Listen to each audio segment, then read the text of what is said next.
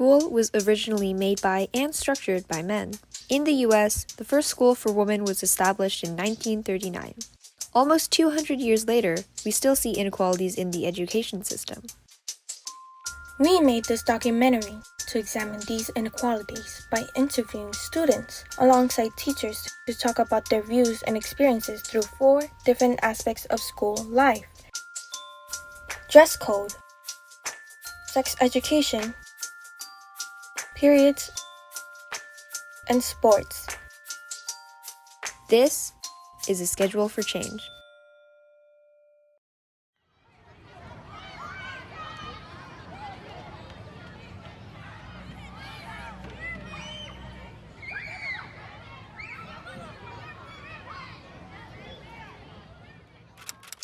I was dress coded once. I had my sweater on the whole day, but I just took it off because it was really hot in the gym. Boys could, when they're playing in the field, they could take off their shirt, because it's hot. She looked down at my breast and she goes, "Your tits are out," to embarrass me. She just kept telling me does your mother let you out like that? Oh Lord, you should be ashamed of yourself.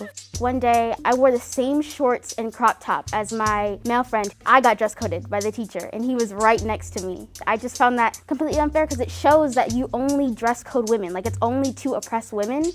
We had students showing up in all kinds of colors, and it just made the school feel very unorganized. We had students wearing skirts that were way too short or shirts that were way too revealing, but the rest of your classmates are in uniform. It's really distracting. Sometimes it's insanely specific. When you would stand up straight, the skirt would have to fall underneath your fingertips, and if it reached above, you could get dress coded. It was so strict. We were barely allowed to wear anything that was revealing, and it was never it's going to distract you. It was more so it's going to distract other males.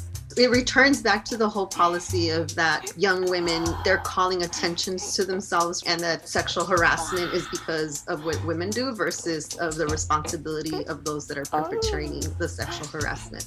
If a girl gets dress coded 3 times, she gets suspended for a day. And the same punishment goes for a guy who sexually assaults a woman. It's what the teachers put in their mind. If a woman is wearing revealing clothing, then she's asking for it. Then she's going to distract you. Then she's trying to distract you. Some of the girls got together and fought against the dress code for a whole week. Each day, girls would wear something that was against the dress code. So one day they wore spaghetti straps, and another day they wore skirts, and another day like a crop top or something. A lot of the girls started petitions and got a whole bunch of people to sign it because it was outrageous. The biggest one, we got over 900 signatures, I think. I was really happy to see that our own school, some young women led the movement to be able to have our current school uniform policy change and to be reflected on that. I hope that other administrators also see the importance of it and change those policies.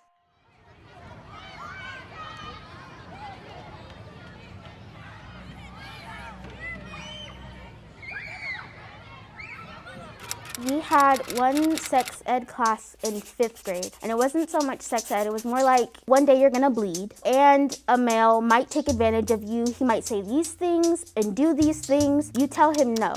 The education at the time was very abstain, or you get these diseases, or you get pregnant.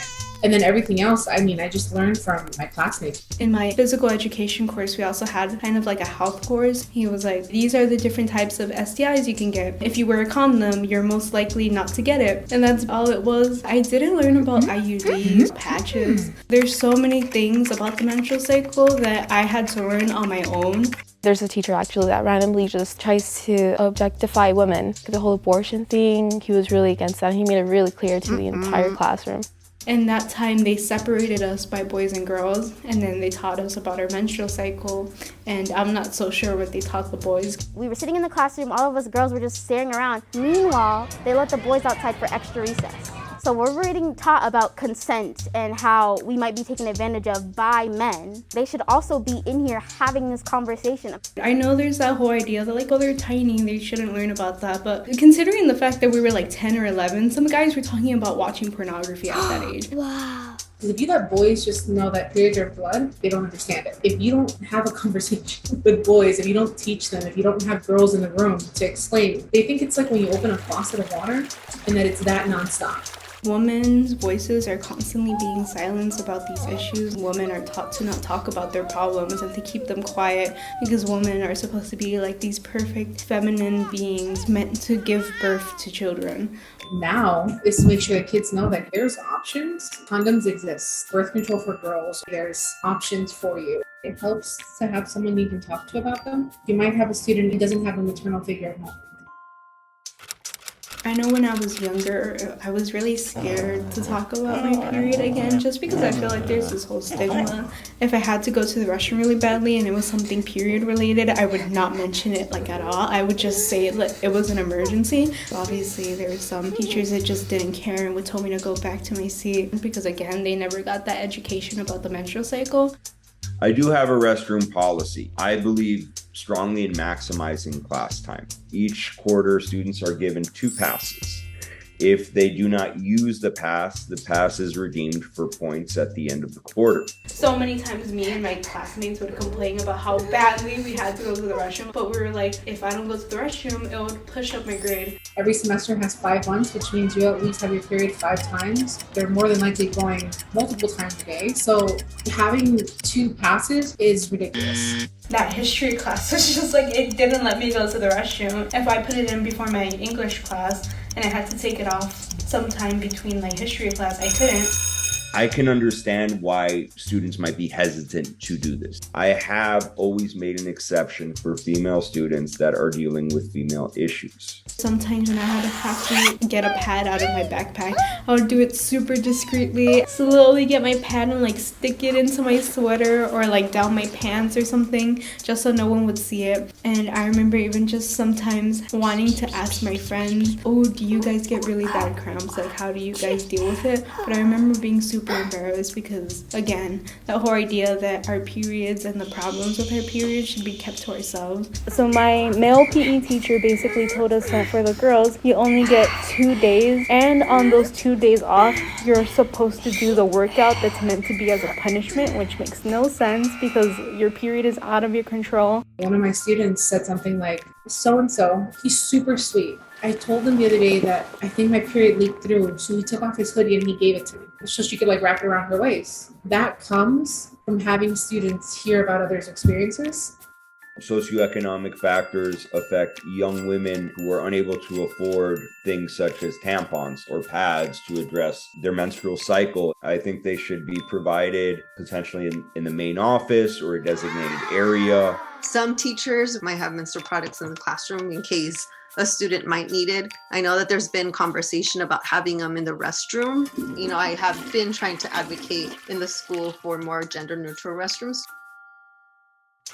There is a great difference in how importance is shown to sports when it comes to, males and females. Inherently across the country, there is more emphasis on male sports. There tends to be more of a support system for male sports. There's a lot of funding towards that, a lot of promotion when it comes to uniforms. I've heard how the female sport teams receive hand-me-downs or cheaper quality uniforms. The girls were put in the gym. They would follow like this workout video. Meanwhile, the boys were allowed to be outside on the field, playing soccer, playing basketball, having fun.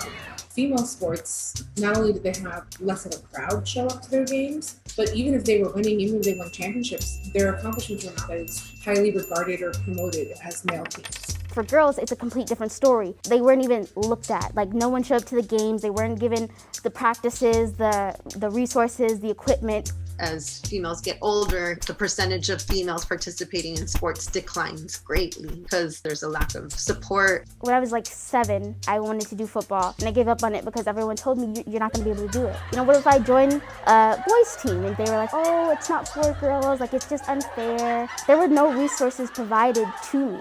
People are probably going to watch the boys' sports, so automatically think, let's fund them more, but fund them equally.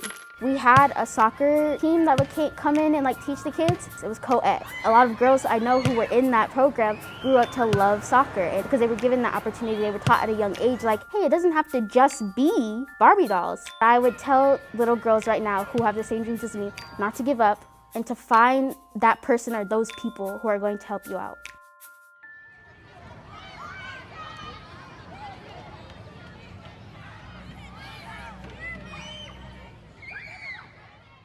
There's so much that teachers can do to create a safer environment. The first step would be for teachers to challenge their own views and perspectives. Even as teachers, we have to constantly learn and challenge ourselves, being informed, attending professional development, community events. First of all, they could start with having boys in the auditorium in a group and talking to them, having a whole slideshow. Have like little meetings with girls just to like what our experiences when we get hit on. They should just be educated on that, men in general.